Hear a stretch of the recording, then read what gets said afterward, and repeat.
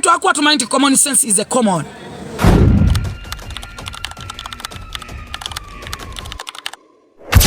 Nti buli muntu alina common sense is a common. But common sense is not a common.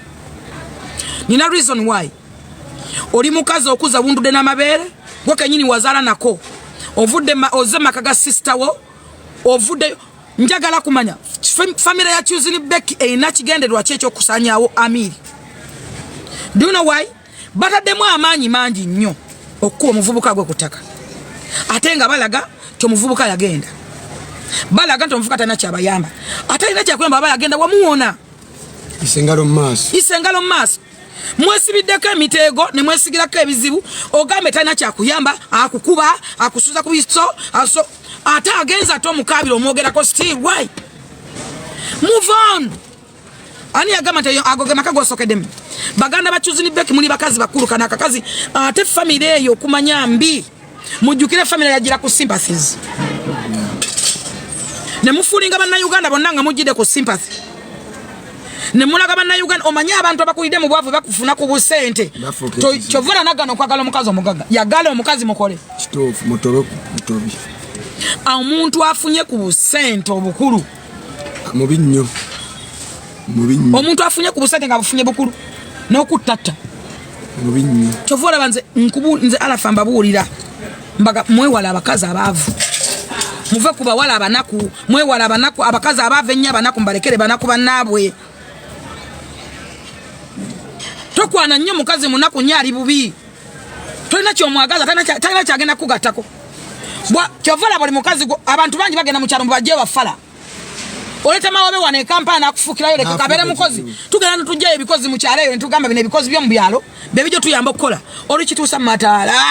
Kasa kimanya nti balbu tebafuanfu bajiga switch nojjako. Kitukira mu flash okuflash nga toje kisera amazzi kirabanga ekibakuli. Kasa kimanya nti no toilet.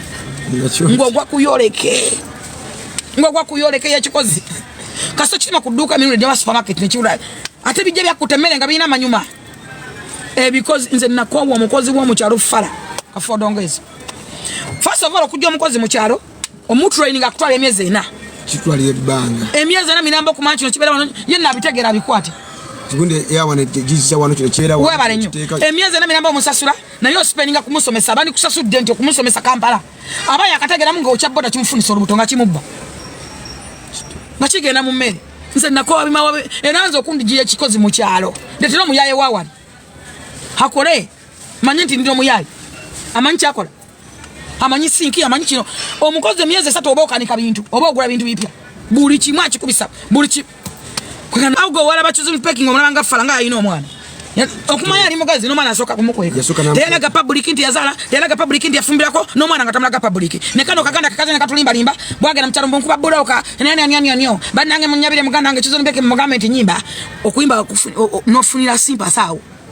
Ozoyisa okusimpa zikabampano mwerere tubonye nawe tukwakade munange munaku mulekerawo nokusasasira abantu nti munaku babi nnyo nokusinga abagagga wallahi babi nnyo batemu nnyo nokusinga abagagga abantu batusaside ntubesembere zabo kati buli ono lwanyumiza story y'omulambo gwasamanya na konti gwatukako ne kubano nze nalina abasirikale ngosana okuntuka konze n'abasirikale nsogenda mu loji yakati nze ngende mu loji ki akatuka ku reception nga beyisenga 10 serefi kitofu futu kyasola kwenda onyene woyenda ne wakubula tewali oyendelewa otuko obanga bakugoba bugwe ogenda bugenzi mu restaurant nobanga zizo musa aje yangambe tugendeka eri kumazi kugundi eri galuga eye wa Kenya obanga yabategeseewo balinga biduka bale bayitirivu tolina wadde twegamba nti tetukyasobola ffe kwenda oyendelewa ekyo vala ababa ffe bagumu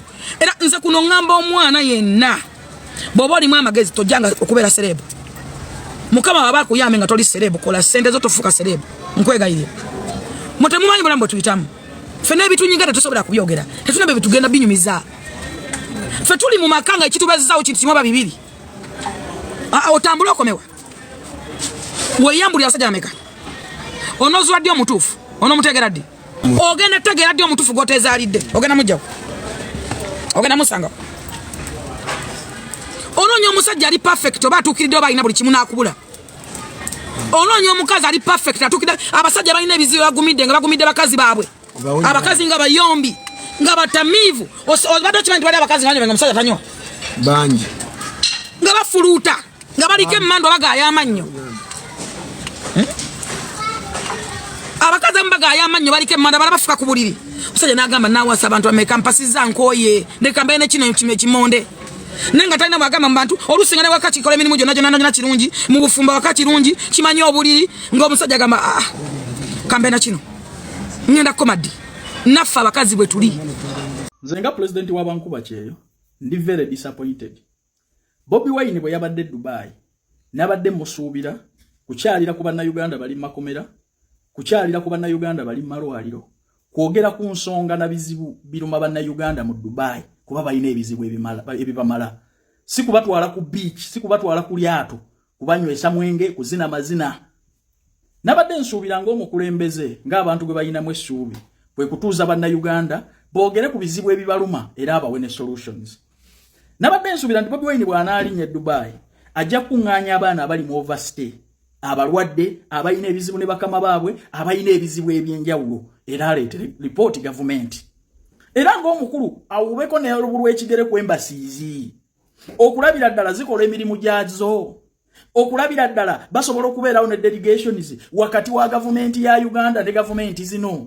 Oba kale okwogerako na omukulu yenna we Dubai wadde owero C1 ku nsonga eziruma bannayuganda ekyo saakirabye.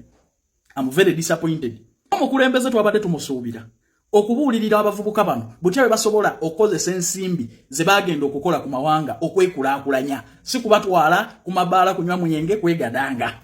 Kuba bannayuganda mu Dubai balina ebizibu ebibamala.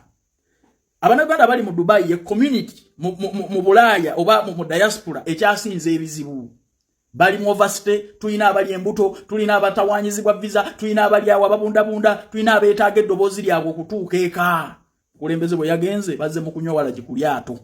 So I'm very disappointed.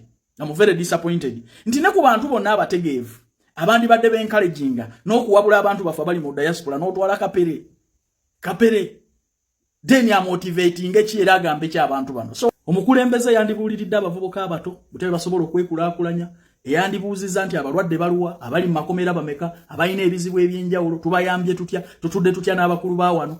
Noza abavubuka abato abagenda okukola n'obazza ku myenge, n'obazza ku lyato, n'obazza mu kusanyuka, ne mudda mu kubasolooza, ne badda mu kwegadanga, n'omaliriza nga tobatuusiza na kubabuulira how you made wealth, bwe batya bwe basobola okuinvestinga nabo, batya bwe basobola okukozesa obuvubuka bwabwe, batya bwe basobola okukozesa akasente ke bafuna akatono ku kyeyo.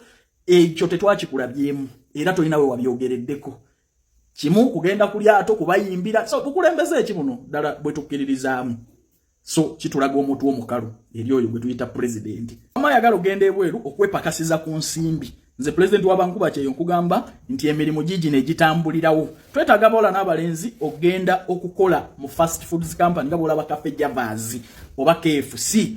Salary ali $1.3 paka ku $2.3. Mugenda kuba muweereza mmere, mukola nga ba waiter oba ba waitress, mukola mbiyungu. Omukisa wekukusuula ye salary wo. So tunoonyeko akasente koteekamu nga visa ekuli mu ngalo. Ku noti 7 oba noti 7 noti 7 ogenda kuba otufuna butereevu, bakuliisa, bakujjanjaba ate era bakusuza. Bantu bange mujje tugende ebweru tukole.